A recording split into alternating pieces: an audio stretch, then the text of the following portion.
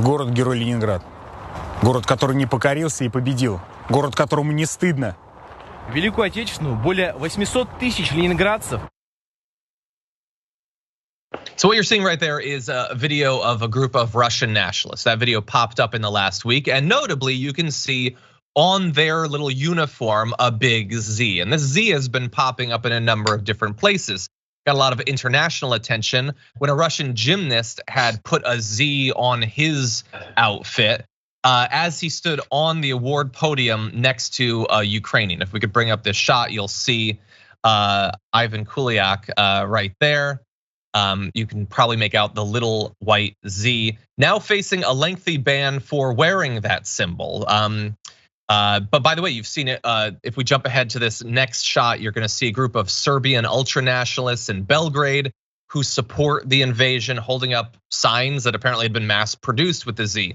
You can see it on cars inside of Russia, people putting it, on their cars. You can look at this. This is I believe it's a funeral service van who has the Z. And of course, most notably, basically all of the tanks and APCs and other vehicles moving in during the invasion. So what is this about? Well, the letter itself does not actually exist in the Cyrillic alphabet, the alphabet that Russia uses, but it's regarded as particularly incendiary because it's been put on those vehicles.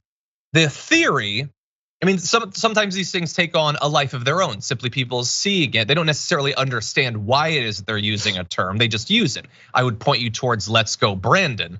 Whatever the initial thought was, many people just mindlessly use it afterward, but it is believed that it could be a reference to the Russian phrase that would mean "for victory" or for West, since the invasion was happening towards the West into Ukraine. That is according to Kamil Galiv. But in any event, you are seeing it popping up in mass once again. It had previously appeared way back in 2014 on vehicles that were involved in the invasion of Crimea at that time. There are some other symbols that you might see as well. A circle with 3 dots inside, a large triangle with a smaller triangle inside.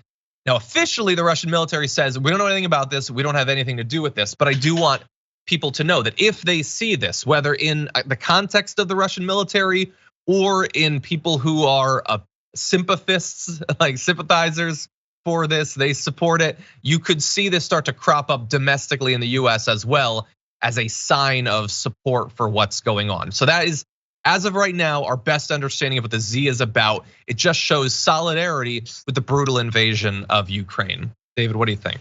I think it's a lot like it's becoming what the swastika was in World War II. The swastika didn't have the association until Nazi Germany sort of embraced it, and they took it and appropriated that to sort of essentially stand for terror and violence and killing of innocent people. And I think that's where this Z is going as well, that in pop culture, modern culture, we will start to see this Z as something akin to the swastika, which is unfortunate for all of us who have, I don't know, like my kid is named Zeke. And I like making a Z in his Play-Doh. What does that mean that I'm now a Russian sympathizer if one of the neighbors comes over?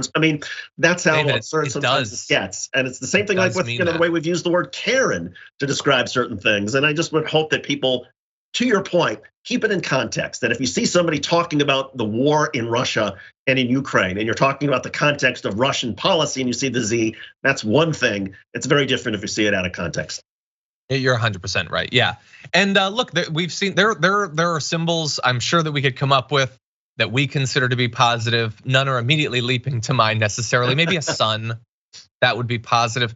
But no, we see that whether it's the predator mask for cops, whether it's the blacked out American flag for the increasingly violent authoritarians here in America.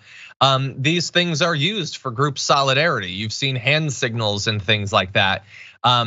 Knowing what they are doesn't necessarily get us to actually robbing them of their power or stopping the movement that they're a symbol of. But it is sometimes difficult to keep up with what all of these different groups of crazy radicals are up to. So we just thought it was important that here on the show we touch base with it. Any other thoughts, David? No, I agree. And look, there's all sorts of different, things about that. I didn't know about, language and symbols and words that for some of us who are, I don't know, consider ourselves a little bit out of touch. You could go through some of the terms that are used in hip hop and I'd say, really? Well, any show, any program that can say, hey, this is how the symbol's being used, or this is what this word means, or this is what it means when we're talking about woke or Karen or all these sort of, the more information we all have about how these words and phrases are being used, the better it is for all of us to sort of understand and communicate with one another. I agree. And by the way, clarification, I said predator meant punisher. I do know the difference between the two.